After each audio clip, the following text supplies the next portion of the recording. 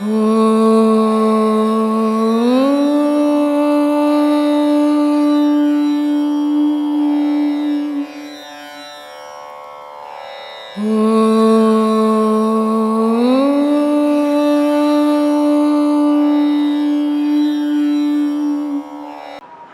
மாயைன்னு சொல்கிறோம் இல்லையா, இந்த மாய விஷயம் வந்து இந்த மாய விஷயத்துலேருந்து நம்ம விடுவிச்சு நம்மளுடைய விதியை நம்மளே மாற்றிக்கக்கூடிய இது நம்மக்கிட்ட இருக்கா சக்தி?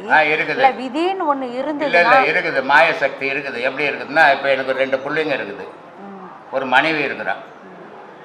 அவள் ஒரு மாயையாக என்ன கடவுள் வழிபாட்டில் போக விடாமல் தடுத்துக்கினே இருக்கிறான். நான் இந்த மாயை ஜெயிக்கணும்னா அந்த 3 பேரையும் கொல்லுவேன்னா யாராவது கொல்லுவாங்களா? சொல்லுங்க. கொண்டுட்டா எனக்கு யாருமே இல்லையே. அப்புறம் அடுத்தது என் கடவுள் தானே நான் தேடணும். ஆனால் இவங்க இருக்கிற வரைக்கும் என்ன கடவுள் தேட முடியாது. இது ஒரு மாயை. என்னால் கொல்ல முடியுமா? பேசுறது வேற, செயல் வேற. எனக்கு இந்த பட்டிமன்றம் பேசுறதுல 2 பேரும் ரொம்ப பிடிக்கும் எனக்கு. ரொம்ப, ஏன்னா உண்மையாக பேசுகிறாங்க, ஜாதி மதம் கடந்து பேசுகிறாங்க அந்த 2 பேரும். அதனால எனக்கு அந்த 2 பேரும் ரொம்ப பிடிக்கும். இந்த பாரதி பாஸ்கர்னு ஒரு அம்மா பேசுது பட்டிமன்றத்தில். ரொம்ப அருமையாக தெளிவாக உண்மையான விஷயங்களை பேசுது. அதே மாதிரி பிரவீன் சுல்தான் ஒரு முஸ்லீம் பொண்ணு பேசுது, பேராசிரியர். ரொம்ப அழகாக பேசும். அது அந்த ஜாதியை கடந்து பேசுது, அந்த மதத்தை கடந்து பேசுது. அதே மாதிரி இந்த பாரதி பாஸ்கர் ஜாதியை கடந்து பேசுது, மதத்தை கடந்து பேசுது. இந்த 2 பேரையும் எனக்கு ரொம்ப பிடிக்கும். ஏன்னா நீ எந்த மதவாதியாக இருந்தாலும் உன் வீட்டுக்குள்ளே வச்சுக்கோ, எந்த ஜாதியாக இருந்தாலும் உன் வீட்டுக்குள்ளே வச்சுக்கோ. பொது இடத்துக்கு வந்தீங்கன்னா அங்கே ஜாதி மதம் பேசுனா குழப்பம்தான் உண்டாகும். பொது நோக்கு வேணும். அங்கே இங்கே இவ்வளோ பேர் ஆயிரக்கணக்கில் வந்திருக்கிறாங்க. இது வரைக்கும் நீ எந்த ஜாதி எந்த மதம் நான் யாரையும் இது வரைக்கும் என் வாழ்நாளில் கேட்டதே கிடையாது. ஏன்னா நான் பார்க்கறது ஜாதியை பார்க்க மாட்டேன், மதத்தை பார்க்க மாட்டேன், மனுஷனை மட்டும் பார்ப்பேன். மாதிரி இந்த 2 பெண்களும் அவ்வளோ அருமையாக பேசுகிறாங்க பட்டிமன்றத்தில். இது குரானை பற்றியும் பேசுது அந்த பொண்ணு, மகாபாரதத்தை பேசுது, ராமா. இந்த பொது நோக்கு வரணும். ஒவ்வொருத்தரும் மேடையில் பேசணும். நான் ஒரு முஸ்லீம், குரான் பற்றி தான் பேசுவேன். நான் ஒரு இந்துவை பற்றி தான் பேசுவேன். நான் ஒரு கிறிஸ்தவ. அப்படி பேசும்போது நீ வீட்டில் பேசணும், பொது இடத்துல பேச வேண்டிய அவசியம் கிடையாது. பொது இடத்துல அப்படி பேசணும்னா அது பிழப்பு. இந்த பொது நோக்கு வரணும். ஒவ்வொரு மனிதனுக்குள்ளும் வந்தாவே அவன் பாதி சுயநலம் பாதி பொது நலத்துக்கு வருவான். இல்லைன்னா முழுக்க சுயநலத்திலே வாழ்வான். இப்போ என்னுடைய செயல்கள் என்னுடைய தொண்டுகள் எப்படி அப்படின்னா எல்லாம் பொது நலமான இல்லை. பாதி பொதுநலம் பாதி என்னுடைய சுயநலம். அதை தான் நான் செய்துன்னுக்கிறேன். முழுக்க நான் பொதுநலம் செய்யவும் முடியல. இந்த மாதிரி உண்மையை உணரணும் ஒவ்வொருத்தரும். அப்போதாம்மா அதில் போக முடியும். ஏன்னா புளியம்பழங்குது இல்லை, அது பூ வரும், பூவிலேருந்து பிஞ்சு வரும், பிஞ்சிலேருந்து காய் வரும், காயிலேருந்து செங்காய் ஆகும், செங்காய் ஆனாலும் பழமாகும். இது எல்லாம் ஒன்றா ஒட்டி வந்தது. பழுத்த உடனே கொட்டை தனியாக உள்ள ஆடும், பழத்துக்குள்ளே கொட்டை தனியாக ஆடும். பழத்தில் ஒட்டி இருக்காது, பழம் தனியாக இருக்கும், பழத்துலேருந்து ஓடு தனியாக இருக்கும். ஒன்றோடு ஒன்று ஒட்டி, மீதி எல்லா பழமும் ஒன்றோடு ஒன்று ஒட்டி இருக்கும். புளியம்பழம் ஒன்றோட ஒன்று ஒட்டியிருக்காரு. மனிதனுடைய வாழ்வு அப்படி வாழணுன்றான் பாம்பாட்டி. அவன் தாண்டா முழு மனிதன். அவனால் தாண்டா கடவுளை அடைய முடியும். எல்லாம் ஒட்டிக்கிறவனால கடவுளை அறிய முடியாது. அதை நீங்கவே முடியாது, எப்பவுமே நீக்காதுறது. அது மாதிரி மாயைன்ற பாச வழியில் விழுந்தவன் எப்பவுமே மீண்டு வெளியே வர முடியாது. அதனால பாசத்தை அர்த்தம்லாம் மாயை ஜெயிச்செல்லாம் இதெல்லாம் வாயால் பேச சரியா இருக்கும், செயலால் வர முடியாது. இங்கே வர காலையில் உட்காடுறான், எங்கே போயிருக்கிறோம், ஒரு ஆன்மீக இடத்துல போய்க்கிறோம், ஆன்மீக பேச்சை கேட்டுன்னுக்குறோம். உடனே வீட்டில் இருந்து பொண்டாட்டி போனோடனே இங்கே தான் இருக்கிறேன், இந்த வந்துடுறேன் நான் ஒரு ஹவரில் அப்படின்றான். அப்படிப்பட்ட நிலையில் மனிதன் வாழ்ந்துன்னுக்குறான். அப்புறம் அவன் எங்கிட்ட ஆன்மீகத்துக்கு பயணத்துக்கு போகிறது இல்லையா? ராமகிருஷ்ண பரமஹம்சர் பேசிக்கிறாரு. 2 நண்பர்கள் வராங்க, ஒன்றா பேசிக்கணும். உடனே ஒருத்தன் பார்க்குறான், ராமகிருஷ்ணர் பேசிக்கிறாரு. அந்த ஒரு நண்பன் சொல்கிறான், ராமகிருஷ்ணர் பேசுகிறாரு, அவருடைய பேச்சை கேட்கலாண்டா, அது புண்ணியண்டான்ட்டு ராமகிருஷ்ணர் கிட்ட வந்து உட்காந்துட்டான். சரி, நீ கேட்டினது நான் விபச்சாரி வீட்டுக்கு போகிறேன், நான் அங்கே வரமாட்டேன்னு அவன் விபச்சாரி வீட்டுக்கு போயிட்டான். விபச்சாரி வீட்டுக்கு போனவன் ராமகிருஷ்ணர் என்ன பேசினார் தெரியல, அதை கேட்காத போயிட்டுமே, நம்ம முட்டாள்தனமாக இங்கே வந்துட்டோமே அங்கே யோசிச்சுருக்கான். அவன் விபச்சாரி வீட்டுக்கு போனவனுக்கு மனசு விபச்சாரி வீட்டில் இல்லை, ராமகிருஷ்ணர் மேலே இருக்குது. ராமகிருஷ்ணர் பக்கத்தில் உட்காந்துங்கிறவன் அவன் போன நண்பன் என்ன பண்ணான்னு தெரியல, எப்படி ஆச்சுன்னு தெரியல, என்ன பண்ணான்னு தெரியல, ராமகிருஷ்ணர் பக்கத்தில் உட்காந்து விபச்சாரி வீட்டை யோசித்துன்னுக்கிறான். அந்த மாதிரி ஆன்மீக கிளாஸ் நீங்க வந்துட்டு ஊட்ட யோசித்துன்னு உட்காந்துக்கலாம் எவ்வளோ பேர். இது இல்லை ஆன்மீகம். நீ எங்க இருக்கிறியோ அங்க அதுவா மாறி போகணும் நீ. அதனால்தான் நான் சொல்லுவேன், கோயிலுக்கு போனியா நல்ல பக்தனாயிரு, தாய் தகப்பங்கிட்ட போனியா நல்ல பிள்ளையாரு, ஒரு குரு கிட்ட போனியா நல்ல சீடனாயிரு அப்படின்னு சொல்றது அதுக்குதான். மாறுபட்டு இருந்தீங்கன்னா செயல் மாறி போயிடும். அதனால் அந்த மாதிரி இருக்க பழகணும். அது எடுத்த உடனே வராது. சொல்லுமா. மனிதனின் இந்த செயலுக்கு இந்த மாதிரியான விஷயத்துக்கெல்லாம் அவனோட கர்ம வினையோட பங்கு என்ன? மொத்த மனித பிறப்பே கர்மாவை ஒத்துதான். இப்போ ஒரு தாய் வயிற்றுல ஒரு கிராமம், ஒரு 10 தாய்மார்கள் குழந்தை பெற்றுக்கிறாங்க. 10 தாய்மார்கள் பெற்ற 10 குழந்தை, 10 குழந்தையில 5 குழந்தை நல்ல கடகாத்தமாக இருக்குது. 5 குழந்தை ஒன்றில் கண்ணு இல்லை, ஒன்றுக்கு கால் இல்லை, ஒன்றுக்கு வாய் பேச வாய் இல்லை, ஒன்றுக்கு காது கேட்கல. இது ஏன் ஏன் இந்த மாற்றம்? 10 ஒரே இடத்துல பிறந்தது. அந்த தாய் இப்படி ஓணும் நான் கேட்டா, கண் இல்லாத என் குழந்தை இருக்கணும் நான் கேட்டா, காது இல்லாத கேட்காம இருக்கணும் நான் என் குழந்தை இருக்கணும் கேட்டா தாய், வாய் பேசாமல் இருக்கணும் நான் தாய் கேட்டா, அந்த 10 குழந்தை மட்டும் நான் என் பிள்ளைங்க நல்லா இருக்கணும் நான் 5 பேர் கேட்டான் இல்லை. அது ஒரு கரு, அது வந்து விழுந்து போச்சு. அதனுடைய பாவ புண்ணியத்துக்கு ஏற்ற மாதிரி பூமியில் வந்துச்சு. நொண்டியாவும் ஊனாவும் குருடாவும் வந்துச்சு. அதனுடைய புண்ணியத்துக்கு ஏற்ற மாதிரி நல்லதாகவும் 4 வந்துச்சு. ஆனால் இப்போ நீங்கள் பார்த்துருப்பீங்க, நல்லா இருக்கிறவனை விட ஊனமாற்ற கூட ரொம்ப கோபப்படுவோம். ஊனமாகட்டும் ரொம்ப அறிவாளியாகவும் இருப்பான். ஆனால் நம்ம நல்லா பிறந்துட்டோம். 5 பேர் 5 பேர் குறைபாடோட பிறந்திருக்கிறான். இந்த 5 பேர் அந்த குறைபாடு உள்ளவனை குறை சொன்னீங்கன்னா அவனை விட கேவலமா பிறப்பாட்ட பிறப்பில்லை. நீ அவனை பார்த்து வருந்தணும். நீ இறைவா என்ன நல்லா படிச்சுக்கிற, அவனை ஏன் இப்படி படிச்ச, என்ன தவறு செய்தான், அவனை மன்னிக்க கூடாதா அப்படின்னு இறைவங்கிட்ட நல்லா இருக்கிறவங்க கேட்கணும், ஊனமற்றவங்க கேட்கக்கூடாது. இதாம்மா வாழ்க்கை. ஒரு விதியை பற்றியான கேள்வி. விதி நம்ம எல்லா விஷயங்கள்லையும் நம்ம விதி மேலே படிப்பட்டு உட்காந்துருக்கோம். இந்த விதிங்கிறது என்ன? இந்த விதி என்னுடைய வாழ்க்கையை நிர்ணயிக்குதுன்னா எனக்கு அறிவு புத்தி இதன் மூலமாக என் விதியை மாற்றிக்கொள்ள முடியுமா? என்னுடைய வாழ்க்கை பாதையை விதி தான் நிர்ணயிக்கிறதுன்ற எண்ணத்திலிருந்து எப்படி ஒரு புரிதலை கொண்டு வர? உலகத்தில் ஒவ்வொரு மனிதனுடைய வாழ்வும் விதி தான் நிர்ணயிக்குது, அங்கே மதி நிர்ணயிக்கிறது. ஏன்னா மதின்றது அறிவுன்னு அர்த்தம். அந்த அறிவு எதுலேருந்து உருவாச்சுன்னா அது விதியிலேருந்து உருவானது தான். ஒரு தாய் தான் விதி, குழந்தை தான் மதி.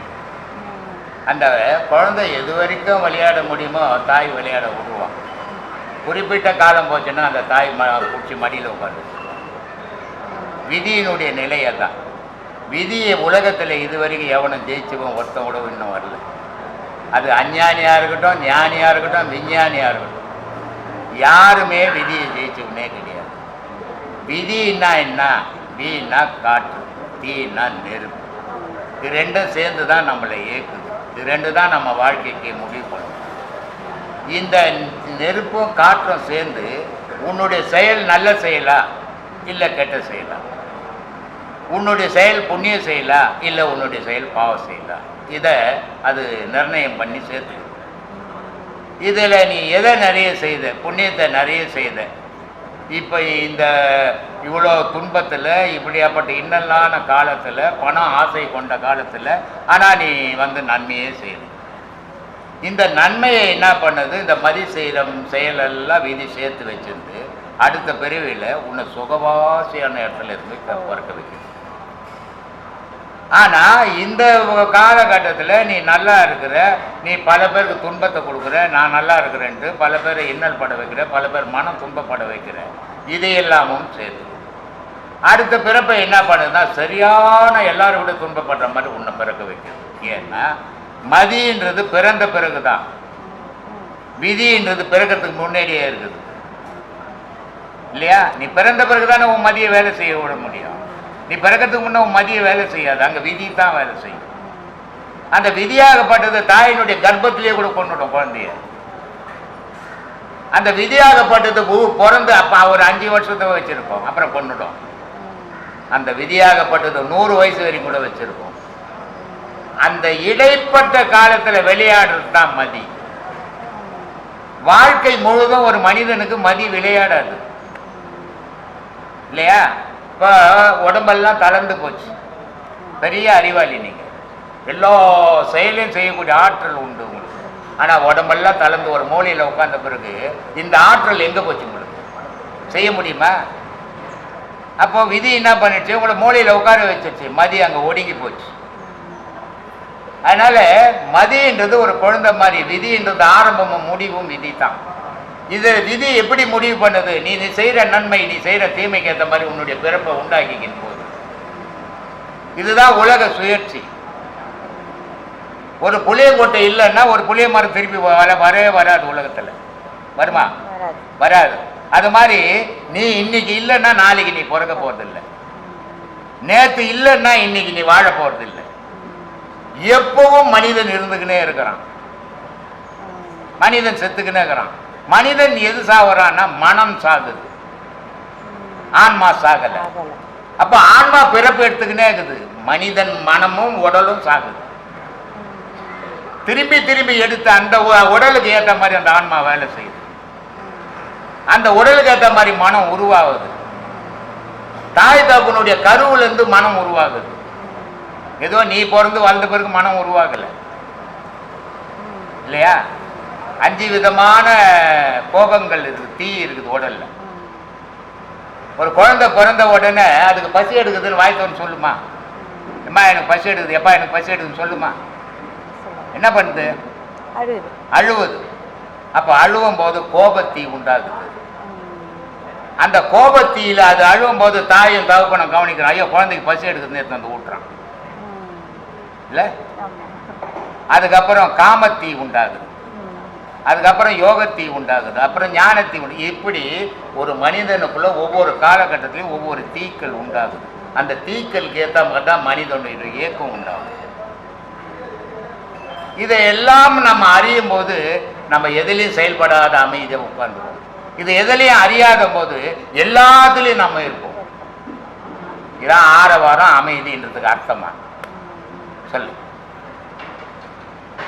இந்த எண்ணங்களுடைய விளைவுகள் தான் மனதில் பதிவுகளாக உருவாகுது, அந்த பதிவுகள் தான் செயல்களாகுது, செயல்கள் தான் நம்மளுடைய வினைகளாகுது. புலன்களால எண்ணங்கள் உதயமாகுது.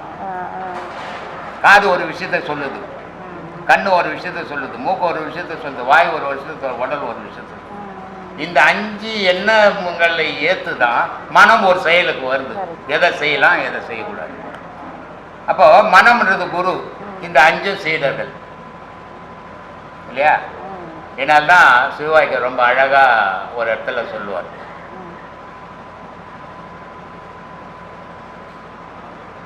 குஞ்சிகள் 5 சேவல் 4. குஞ்சிகள் 5 சேவல் 4. இது ரெண்டும் சேர்ந்து என்னால தான் நீ வாழற, உன்னால் தான் நான் வாழறேன், ஒரே ஆதிக்கம் பண்ணான். அந்த கூட்டுக்குள்ள ஒரு கிழநரி பூந்துடுச்சான். 5 குஞ்சும் செத்து போச்சான், 4 சேவலும் செத்து போச்சான். 5 குஞ்சுன்னா 5 புலன்கள், 4 சேவல்னா மனம், கிழநெறினா நாதம்.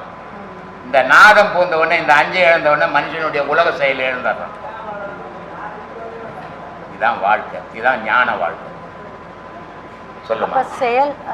செயல்களா மாறும்போது தான் நமக்கு வந்து அது வினையா மாறுது இல்லையா? அந்த செயல்களா மாறும்போது வினையா மாறாது. செயல்கள் எந்த செயலுக்கு ஏற்ற மாதிரி வினையும் நன்மையும் சேரும். நம்ம என்ன நினைக்கிறோம், எல்லா மனித உடலையும் கடவுளுங்கிறான் இல்லையா? அந்த கடவுளுக்கு அன்னதானம் பண்றோம் நம்ம அப்படின்னு நம்ம நினைக்கிறோம். அது நல்ல செயல். இவங்ககிட்ட காசை வாங்கணும், இவள்கிட்ட கொடுத்துக்கிறான், இதுக்கேற்ற டோக்கனை கொடுக்கணும், எங்கே போய் சாப்பிட்டா அது என்ன செயல்? பிஸ்னஸ், வியாபாரம்.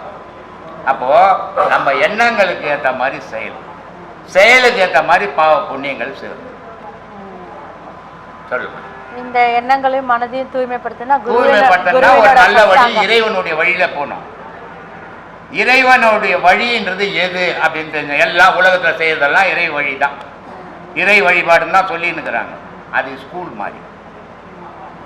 இறை வழிபாடு இல்லை, இறைவனை பற்றி படிக்கிற வழிபாடு. அது குருவினோட சத்சங் சொல்ல இறைவனுடைய வழிபாடு நடத்த முடியாதுமா. வெளியே ஒரு சர்ச்சுக்கு போற, நீ கடவுளை பற்றி படிச்சுட்டு வருவ, கடவுளை பற்றி வழிபாடு தெரியாது. ஒரு மசூதிக்கு போற, கடவுளை பற்றி படிச்சுட்டு வருவேன். ஒரு கோவிலுக்கு போற, இந்து கோயில், கடவுளை பற்றி படிச்சுட்டு வருவேன். கடவுளை பற்றி உணர வருவேன். கடவுளை பற்றி உணரணும்னா நீ உனக்குள்ளேயே உணரணும். அதனால தான் சொல்லலாம், உள்ளும் புறம்பும்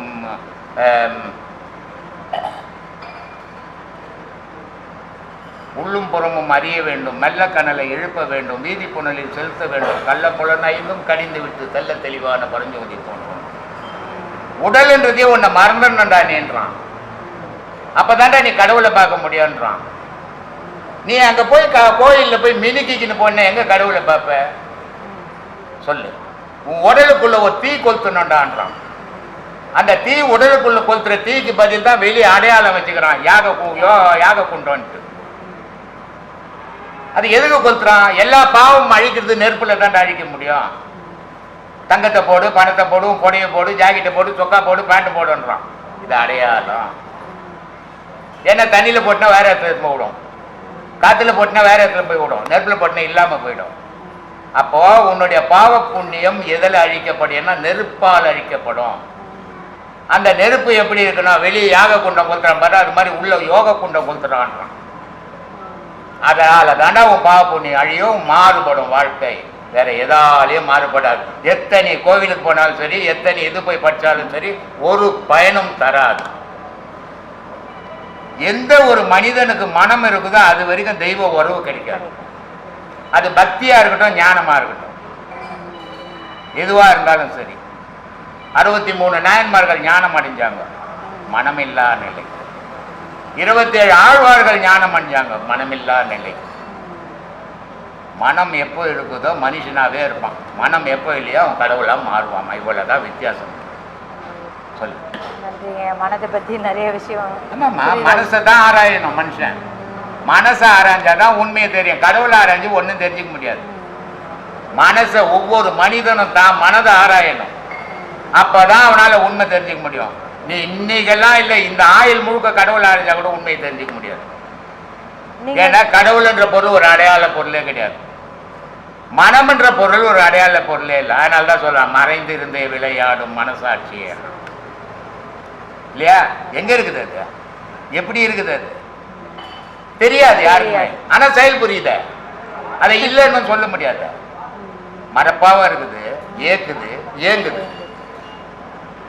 அதை பத்தி ஆராயணும். அவன் தான் மனுஷன், அவன் தான் ஞானத்துக்கு வழி தேடுவான். கடவுளை பத்தி தேடுறவெல்லாம் ஞானத்துக்கு வழி தேட முடியாது. கடவுளை பத்தி தெரிஞ்சுக்கலாம்.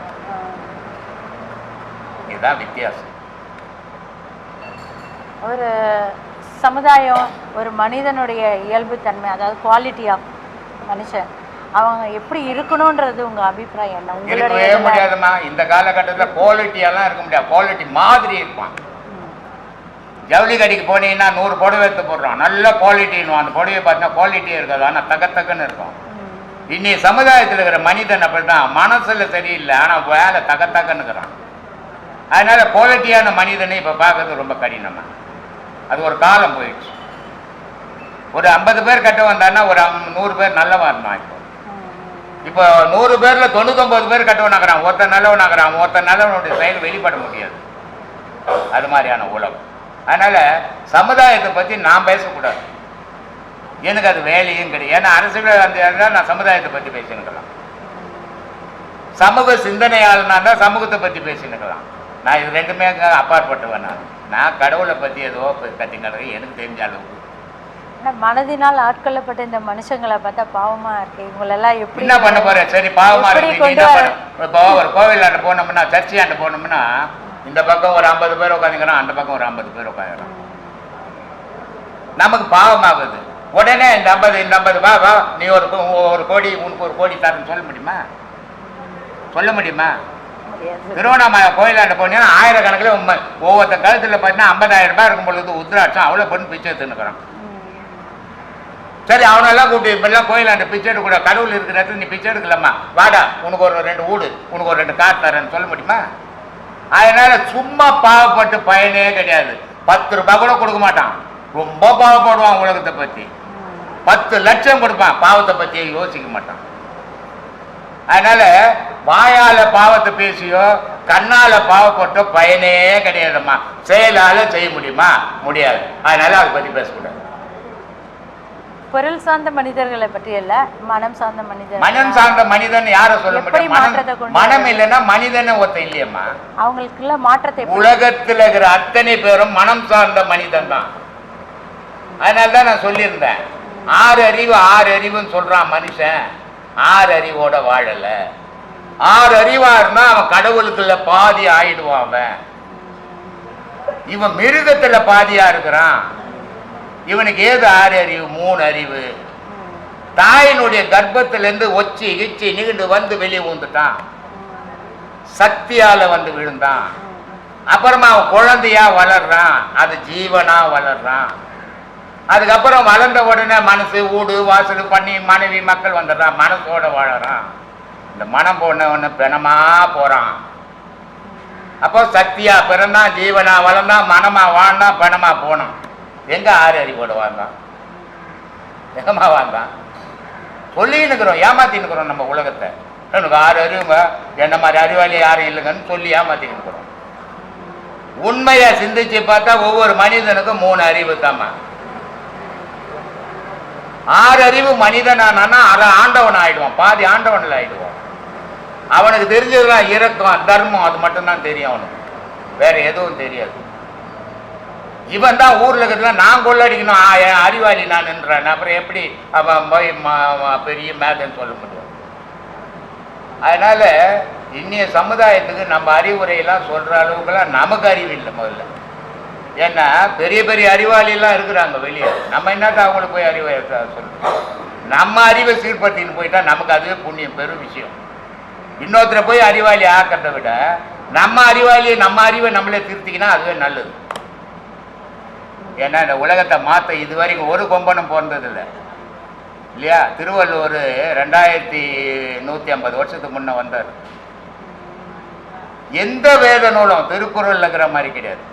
எத்தனையோ வேத நூல் இருக்குது உலகத்தில், பெரிய பெரிய வேத நூல்னு புகழற வேத நூல்லாங்குது. ஆனால் திருக்குறள் மாதிரி ஒரு வேத நூலே கிடையாது. திருக்குறள் மாதிரி ஒரு பகவத்கீதை கிடையாது. திருக்குறள் மாதிரி ஒரு குரான் கிடையாது. திருக்குறள் மாதிரி ஒரு இது பைபிள் கிடையாது. இதெல்லாம் மனிதன் வாழறதுக்கு வழிவகுத்து வச்சுக்குது. ஆனால் அதில் கடவுளை அடையிறதுக்கு வழிவகுத்து. ஆனால் எவனாலையும் வாழ முடியாது, படிக்க முடியும். இன்னைய வேத நூல்கள் எல்லாம் படிக்க முடியும், கடவுளை அறிய முடியாது. கடவுளை அறியணும்னா வேத நூல்ல இருந்து அறிய முடியாது, உன்னால உன் மனசால மட்டும்தான் அறிய முடியும். ஆனா அவன் அதை விரும்புறது இல்லை. அப்புறம் எங்க இந்த கடவுளை அறிவு? இவனுக்கு எங்க இந்த 6 அறிவு வருது? அதனால சாத்தியம் இல்லாத விஷயம். அழகுணி சித்தருடையது. முத்துப்பதியடியோர் சந்தி வீதியிலே 10ஆம் இதழ்பரப்பி பஞ்சனையின் மேல் இருத்தி அத்தை அடக்கி நிலையில் ஆறுமில்லா வேளையில் குத்து விளக்கேற்றி என் கண்ணம்மா கோலமிட்டு பாரேனும். அது அட்டை அடக்குன்னா மூச்சு அடக்கிறது, கண்ணம்மான்னா பேரொழிய சொல்கிறாரு. இதனுடைய விளக்கம் சொல்லுங்கள். அதோட இங்கே நடத்துகிற பாடத்துக்கும் இதுக்கு ஏதாவது சம்மந்தம் இருக்கா? இந்த பாடம் தான் இப்போ சொன்னது. குத்து விளக்கேற்றி கண்ணம்மா கோலமிட்டு பாரணும். இதயத்துக்குள்ளே இப்போ தான் சொன்னேன் இல்லையா, உள்ளுக்குள்ளே ஒரு ஜோதியை ஏற்றி வைங்க. அந்த ஜோதி இந்த பாழா போன மனசை உருக வச்சிரும். இந்த மனம் உருகுச்சுன்னா அதுதான் இறைவனை காட்டும். குத்து விளக்கேற்றி என் கண்ணம்மா கோலமிட்டு பாரணும். அப்போ என்ன சொல்கிறார் அதுக்கு முன்னாடி? அத்தை அடக்கு நிலை ஆறுமில்லா வேலையிலே, அத்தை அடக்கு நிலை ஆறுமில்லா வேலையிலே. எல்லாரும் சொல்கிறாங்க, சாமி நான் மௌனமாக இருக்கிறேன். சரி சாமி மௌனமாக இருக்கீங்க, எப்படி சாமி மௌனமாக இருப்பீங்க? ஒரு 6 மணி நேரம் யாருக்கிட்டையும் பேச மாட்டேன் சாமி. ஓ 6 மணி நேரம் யாருக்கிட்டையும் பேச மாட்டீங்களா? நாய் பேசுறதில்லை, நரி பேசுறதில்லை, பேய் பேசுறதில்லை, யாரும் என்கிட்ட வந்து பேசுறதே இல்லை. இப்போ அதெல்லாம் மௌனமாக இருக்குதுன்னு அர்த்தமா? அப்போ மௌனம்னா என்னன்னு தெரியாமல் ஒரு கூட்டம் உலகத்தில் சுற்றின்னு கிடக்குது. அது பாடன்னு வர பண்ணுது. அது வேற நம்மக்கிட்டே சொல்கிறாங்க, சாமி கூப்பிட்றேன், கூப்பிட்டா பேசணும், சாமி எல்லாமே நடக்குது. சாமி என்ன சாமி, என்ன விஷயம் எழுதி காட்டுறாரு. சாமி நான் மௌனத்தில் இருக்கிறேன். அடப்பாவமே, இதுக்கு பேர் தான் மௌனமா? எங்க ஐயா இப்படிலாம் மௌனம் இருக்க சொல்லலையே. முருகப்பெருமான அருணகிரிநாதருக்கு இப்படி ஒரு மௌனத்தை இருக்க சொல்லலையே. அவர் நான் வாய முடியினா இருக்க சொன்னாரு, நீயும் வாய முடியினா இருக்கிற, ஆனால் செயல் அடங்கலையே. எல்லா செயலும் செய்வாரா, ஆனால் வாய முடியணும் தான் மௌனமா. அவர் பண்ணுறது மிகப்பெரிய பாடமா. இதுவா சாமி பாடம், இதுவா சாமி பாடம்? அத்தை அடக்கு நிலை யாரும் இல்லா வேலையிலே. அருணகிரிநாதரை காப்பாற்றி கரை சேர்க்கணும்னு ஒரு மந்திரத்தை சொல்கிறாரு. எப்பா உன்னை காப்பாற்றிட்டேன், காப்பாற்றிட்டு உன்னை விட்டுட்டும் போல, உனக்கு ஒரு தவத்தை சொல்கிறேன், ஒரு ஞானத்தை சொல்லி கொடுக்குறேன், இது நீ பிடிச்சிக்கோ, சும்மா இரு அப்படின்ட்டு போல. இன்னைக்கு வாய் மூணிலாம் அப்படியே நினச்சிக்கிறான், சும்மா இருக்கத்தான் மௌனம் நினச்சிக்கிறான். ஆனால் முருகப்பெருமான அருணகிரிநாதர் அப்படி கொடுக்கல. சும்மா இரு சொல்லற. அத்தை அடக்கு நிலை யாரும் இல்லா வேலையிலே. அத்தைனா மனம், அத்தை அடக்கு நிலை ஆறும் இல்லா வேலையிலே. என்ன சொன்னாரங்க? சும்மா இரு சொல்லற. எப்பா நீ வாய் மூணு இதெல்லாம் மௌனம் நினச்சிக்காதப்பா.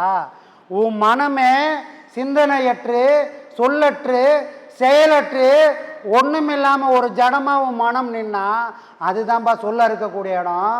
அந்த இடத்துல தான் மௌனமே உதிக்கும்பா. வாய்மொழி இதெல்லாம் மௌனம் நினச்சிக்காத. எந்த மாடும் என்கிட்ட பேசுறதில்லை, எந்த ஆடும் என்கிட்ட பேசுறதில்லை, எந்த நாயும் என்கிட்ட பேசுறதில்லை. அதனால் இதெல்லாம் மௌனம் இருக்குதுன்னு நினச்சிக்காத. அந்த மாதிரி வாயை முடிக்கிறதுனால அதுக்கும் உனக்கும் எந்த வித்தியாசமும் இல்லை. நீ இருக்கக்கூடிய மௌனம் உனக்கு எதை போதிக்கணும்? வாய முடிங்கிறது மௌனம் இல்லைப்பா. உன் மனம் சும்மா இரு சொல்ல அருந்து போய் நிற்கணும். பேச்சு மூச்சற்ற ஒரு நிலையிலே பேரானந்தம் உதிக்கும்னாரு ஒருத்தர். பேச்சும் மூச்சும் அற்ற நிலையில் பேரானந்தம் உதிக்குமானாரு. அப்போ செயல் நடந்ததுன்னா மௌனமா நடக்குமா? மௌனம் என்ன சாமி? அப்போது ஐயா சொல்கிறது என்னன்னா, அகப்பை சித்தர் சொல்கிறது என்னன்னா, உன் மனம் எதையுமே பிடிக்காமல், எதையுமே யோசிக்காமல், எதையும் சிந்திக்காமல் ஒரு இடத்துல ஒரு புள்ளியில் நின்னால் அதுவே அத்தை அடக்கு நிலை யாருமில்லா வேலையில் குத்து விளக்கேற்றி என் கண்ணம்மா கோலம் ஏற்றி பாறையணும். இப்படியெல்லாம் நடந்தாதான் அங்கே உனக்குள்ள ஒரு ஜோதியே பிரகாசிக்கும்பா. எப்போ பிரகாசிக்கும்? உன் மனம் எதையும் பிடிக்காம சும்மா நிற்கணும். ஆனால் சும்மா நிற்கிறது மட்டும்தான் என் உலகத்தில் யாராலையும் செய்ய முடியாத தவம். மற்ற எல்லா தவத்தையும் செய்யலாம். நீ வாசி பண்ணலாம், நீ மூச்சு பயிற்சி பண்ணலாம், நீ தியானம் பண்ணலாம், பிராணாயம் பண்ணலாம், அட்டாங்க யோகம் 1000 பண்ணலாம். ஆனால் ஒரு நிமிஷம் கூட உன்னால் சும்மா இருக்கவே முடியாது. ஏன்னா நீ செய்கிறனா, நீ செய்கிறது இல்லை, உன் மனம் செய்யுது. ஆனால் இங்கே நடக்க வேண்டிய விஷயம்னா உன் மனமும் செயலற்று நிற்கணும். அந்த உன் மனம் செயலற்று நின்னா அதுக்கு பேர் தான்ப்பா மௌனம். அந்த தவம் தான் உன்னை இறைவன் கூட போய் நிற்கும். ஏன்னா அவனும் பேசாமல் நிற்கிறான், அவனை பேசினா நிற்கிறான். எத்தனையோ கோயிலுக்கு போகிறோமே, எந்த சாமி நம்மகிட்ட பேசிச்சு? அப்போ சாமியை மௌனத்தில் நிற்குது. அந்த சாமியை பிடிக்கணும், நீயே மௌனத்தில் நிற்கணும். நீ மௌனத்தில் நிற்கணும் பேர் என்ன? உன் மனம் மௌனத்தில் நிற்கணும். அத்தை அடக்கு நிலை ஆறுமில்லா வேலையிலே. ஏன்னா ஆறுமில்லா வேலைனா உன் மனசில் சித்தம் புத்தம் அகங்காரன்ற 3 பேர் குடி கொண்டுக்கிறான்பா. அவனும் இல்லாத ஒரு நேரம் வரணும். அவன் இருந்தால் என்னப்பா ஆகும்? கதை கதையாக சொல்லுவாங்க, சாமி பாடம் பண்ணினே இருக்கிறோம் சாமி, அப்படியே பளிச்சின்னு ஒரு மின்னல் போச்சு சாமி. ஏன் பாடம் தானே பண்ணின்னு இருந்த, நீ எதுக்கு அதை வேடிக்கை பார்த்த? அப்போ வேடிக்கை பார்த்தது யார்? மனசை இங்கே கவனி அங்கே கவனின்னு ஒரு இடம் கொடுத்துட்டோம். அதையும் தாண்டி யார்ப்பா கவனிக்குதுன்னா ஆறுமில்லா வேலையில. டே நீ மனசை மட்டும் நிறுத்துறன்னு நினச்சிக்காத. மனசுக்குள்ளே 3 பேர் உக்காந்துக்கிறான், திருட்டு பசங்க அவங்க. நீ மனசை மூச்சு மேலே வச்சனா அவன் என்ன பண்ணுவான்? ஊர் விஷயத்தெல்லாம் கவர் பண்ணுவான். யார் அவங்க பேர்? சித்தம் புத்தி அகங்காரம். அவங்க 3 பேர் சும்மா இருக்க மாட்டாங்கப்பா. அப்போ இவங்க 3 பேர் முதல்ல அழியணும். இவங்க 3 பேரும் இல்லாத ஒரு நிலை வந்தால் மனம் செயலற்ற ஒரு தன்மைக்கு போகும். மனசால் சும்மா பிரகாசிக்க முடியாது. நிலவு இருக்குது, சூரியன் பிரகாசிக்கிறான் சாமி, அதில் ஹைட்ரஜன் இருக்குது, ஆக்சிஜன் இருக்குது, எல்லாம் இருக்குது. அதில் எரிபொருள் 1000 டன் கணக்கில் இருக்குது. அதனால் அது பிரகாசிக்குது. ஓகே, சந்திரன் ஏன் பிரகாசிக்கிறான்? அது இந்த பூமி மாதிரி ஒரு மண், அதுக்கு எப்படி பிரகாசம் வந்ததுன்னா அது சூரியன்கிட்டேருந்து கொஞ்சம் இரவல் வாங்கிச்சு. ஆன்மா கிட்டேருந்து இரவல் வாங்கி மனம் இந்த ஆட்டம் போடுது. மனசுக்கு இயற்கையான சக்தி கிடையாது. ஆன்மா சூரியன் மாதிரி 1000 மடங்கு சக்தி இருக்குது. ஆனால் அதை மறைக்கக்கூடிய வல்லமை உன் மனசுக்கு இருக்குது. ஆனால் மனம் என்ற திருட்டு பையன், அவன் சூரியன்ற ஆன்மா கிட்டேருந்து பாதி பொருளை உள்வாங்கின்னு இவனவோ பெரிய ஆள் மாதிரி உன் முன்னாடி ஆட்டம் போடுறான். நீ இவன் ஆட்டத்தில் மயங்கி இவங்கிட்டே நின்னா அடக்கவே முடியாதுப்பா. அப்போது இந்த மனமெல்லாம் அடங்கணும். அத்தை அடக்கணிலாம் உன் மனம் அடங்கி ஒடுங்கி நின்னால் உனக்குள்ளே ஈஸ்வரனானவன் அந்த சிவஜோதி உனக்குள்ளே உதயமாகும். அப்படின்றது தான் அந்த பாடத்தோட தத்துவம் சாமி. மூச்சை எவ்வளோ நேரம் அடக்க முடியும் சார்? மூச்சை அடக்கிறதுனா என்னன்னா சாமி, யாரும் அடக்கி ஒடுங்கி உட்காரவே முடியாது. அது தனக்குள்ளே ஒடுங்கிறது தான் கலை. ஒரு இடத்துல போய் அடங்கி ஒடுங்கி இப்போ தேர ஒரு கல்லில் போய் எப்பயோ போய் பூந்துக்குச்சு. இப்போ அது சுவாசம் பண்ணாமல் நிற்குதானா? சுவாசம் பண்ணினுக்குது. ஆனால் அது அதோமுகமாக சுவாசம் பண்ணலை, வெளிமுகமாக சுவாசம் பண்ணலை, உள்முகமாக சுவாசம் பண்ணுது. அந்த தேரையை போல தான் இந்த பாடத்தின் மூலயமா வெளி சுவாசத்தை குறைச்சிட்டு நான் எனக்குள்ளே சுவாசம் பண்ணினுக்கிறேன். இந்த எனக்குள்ளே ஓர சுவாசம் நின்னால் ஒரு கருவில் உட்காந்த குழந்தை, ஒரு உயிர்னா அதுக்குள்ளே உயிரோட்டம் இருக்கணும். அந்த உயிரோட்டத்துக்கு சாட்சி அது சுவாசம் பண்ணுறது மட்டும்தான். அப்போது கருவில் ஒரு உயிர் ஒரே ஒரு துளி. அந்த துளி எப்படியாப்பட்ட துளியா? பனியிலையும் ஒரு துளி, பனியே ஒரு துளி, அதுலேயும் ஒரு துளிடா. உங்கள் அப்பா ஒரு விதை விதைச்சான் இல்லையா, அந்த விந்தோட அளவு என்னன்னா அந்த பனியை ஒரு 1000 பங்காக பிரித்தோம்னா அவ்வளோ நுண்ணியதுரா உள்ளே போய் பூந்தவன். யார்? அம்மாவோட கருப்பையில் உள்ளே போய் பூந்தவன் அந்த பனியில் 1000ல் ஒரு பங்கு தான் போய் பூந்தான். சரி, 1000ல் ஒரு பங்கு போய் உள்ளே பூந்தானே, அவனுக்கு எப்படி இவ்வளோ பெரிய வடிவம் வந்தது? எங்கேருந்து வந்தது அப்படின்னா அது கருவாகி உருவாகி கொஞ்சம் கொஞ்சமாக வளர்ந்து மகான்கள் எந்த வாசி பண்ணுறாங்களோ அது அந்த கருவிலே பண்ணின்னு இருக்குது. அந்த கருவில் உருவாகிறதும் வாசி தான். கருவில் வந்த முதல் நாளே நான் வெளியே நம்பிட்டேன். ஹான்னு வாயத்தை வந்து வெளியே மூச்சு உள்ளே போனவனே நான் இயற்கையாக உள்ள வாசி பண்ணிதை மறந்துட்டேன். அப்போ இந்த வெளி சுவாசத்தையே நம்ம வாடுறதுனால இந்த உலகமே எனக்கு பிரதானமாக படுது. ஆனால் உள்ளகிற கருவுக்கு வாசி பண்ணின்னு இருந்தது. அப்போ எப்படின்னா என் வாழ்நாள்லேயே எப்படி கருவில் வாசி பண்ணணும் அதே மாதிரி எனக்குள்ளே நான் வாசி பண்ணுற அளவுக்கு எனக்கு சாமர்த்தியம் இருந்தால் அது மட்டும்தான் இறைவன்கிட்ட காட்டும். அப்படி உள்ளுக்குள்ளே சுவாசம் ஓடணும். இது எங்கேயும் நிற்காது. சரிங்களா?